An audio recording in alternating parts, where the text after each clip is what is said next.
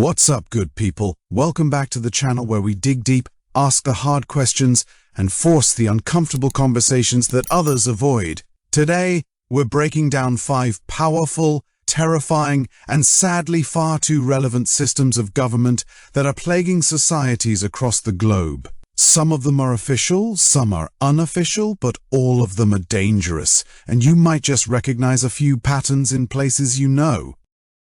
Now, before we get into the meat of it, make sure you subscribe, like, comment, and share this video. Join the channel membership if you'd like to go deeper with us. Support the channel by donating via Super Thanks, and let those ads roll for at least 30 seconds to help keep this channel going. Your support is what keeps independent content alive. Alright, let's get into this. And stay tuned till the end.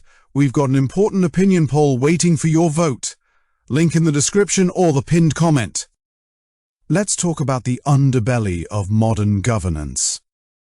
Let's talk about Kleptocracy, Kakistocracy, Ineptocracy, Plutocracy, and Oligarchy. First up, the filthy beast, Kleptocracy.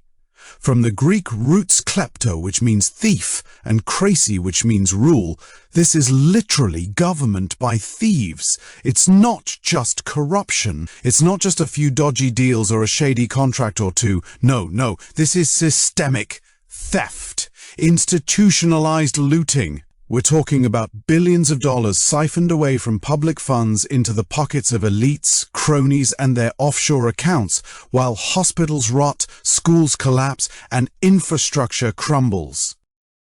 According to the United Nations, developing countries lose over $1 trillion every year to corruption and illicit financial flows. $1 trillion. That's money that should be feeding children, building roads, and paying nurses. But in a kleptocracy, that money is funding yachts, private jets, luxury villas in Switzerland, and gold-plated bathroom taps. The worst part? The perpetrators often walk free. Not just free, they thrive. They host charity galas. They're celebrated. They even get re-elected. How's that for sick irony? Now, buckle up. Because if kleptocracy wasn't bad enough, here comes Kakistocracy. No, that's not a joke or a made-up insult. It's a real political term, and it means rule by the worst, the most unprincipled, the least qualified. Think about that. Not just mediocrity, the absolute worst. It's when people with no vision, no integrity, and zero track record of competence are handed the reins of power. Not because they earned it, but because they played the game, licked the boots, or had the right connections. In a kakistocracy, leadership isn't about serving the people. It's about protecting your cronies, silencing your critics, and dismantling every system of accountability that dares to ask why. It's a parade of fools pretending to govern while the real business of decay continues behind the scenes. These are the kinds of leaders who stumble through speeches, dodge questions like professional escape artists, and turn every crisis into a photo op. Meanwhile, the people suffer. And suffer.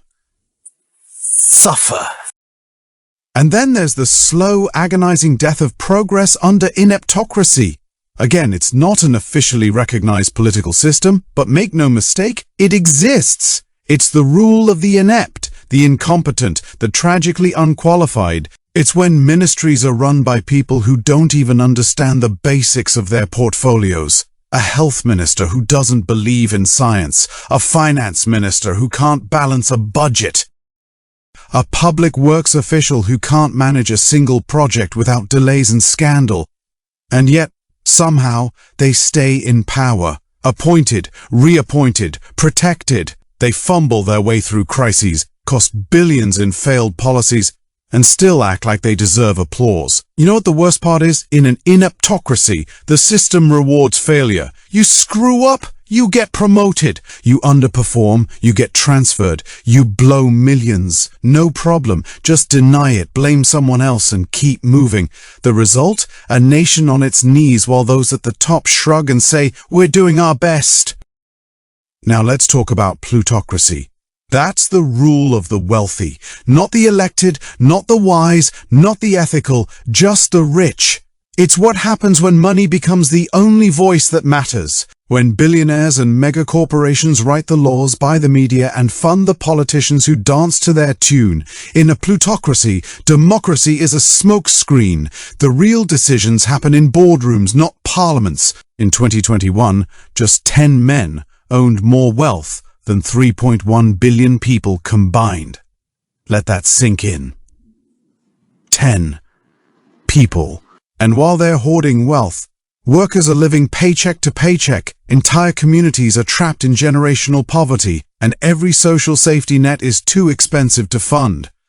But tax cuts for the rich? Fast-tracked. Corporate bailouts? Always ready. Plutocracy is a system that pretends to be fair while stacking every deck against ordinary people. If you're not rich, you don't matter.